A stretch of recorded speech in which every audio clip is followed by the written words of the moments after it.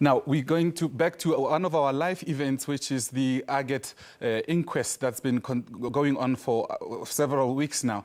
And we're going to go live to Hasina Gori, who's covering this story now. They've since taken a break now. Hasina, just let's do a quick wrap of what's taken place this morning about the latest witness.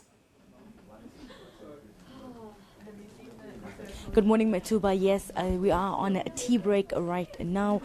We have been on day 4 of testimony from former security branch officer Nicolaas Deetlefs. He has been in the police force for over 27 years, and he spent 17 years of that as part of the security branch. He was stationed in John Vorster on the 10th floor, and he was known as a notorious interrogator. He claims he did not assault any detainees except for Barbara Hogan, who he admits to slapping on the right cheek. This was one of the cases that was brought against him and which he denied at that time. He also admits to interrogating Dr. Neil Aggett at least 4 days before he was found hanging in his cell. So this was some of the testimony we've heard over the last 4 days. Today we also heard from the NPA bringing in some information on how the security branch covered up other killings. One was Stanza Bopani, who was killed in 1988 during police detention as well in John Vorster, and his body was then dumped, and not found, and a cover-up story was then created, basically showing the extent at which the security branch went in covering up some of these killings of detainees. With Deetlefs ending his testimony today, where to from here now, Hasina?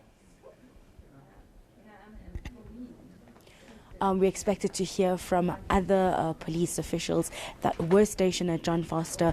We do know that there's one more week of the inquest left, so there's going to be quite a few different, people coming in, witnesses coming in with testimony of the time at that period to give us a sense of what exactly took place on that fateful day and when Neil Aggett was found hanging, what exactly transpired and who exactly may be responsible. And how far are we now to see the end of this inquest, or is it too soon to say now, Hasina? We're on week 5, and the inquest has been sat down for 6 weeks. So by next week, all witnesses would have been called. And now, Deetlefs offered an apology to Reverend Chikane and the Aggett family. Have you had a chance to get the response to this apology?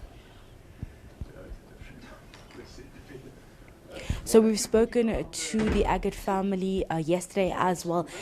They've actually they opened their cross-examination, and their lawyer said that they were willing to not bring any prosecution if Deetlefs had been honest in his testimony. But yesterday when we spoke to Jill Berger, they said that that offer has been taken off the table and that in their eyes, Deetlefs has been lying under oath once again. Let's leave it there for now. Hasina Gori covering the Aggett Inquest. There we saw the latest witness wrapping up their testimony today, and we hope to see the continuation of that inquest into the 6th week next week as it's about to wrap up. And we move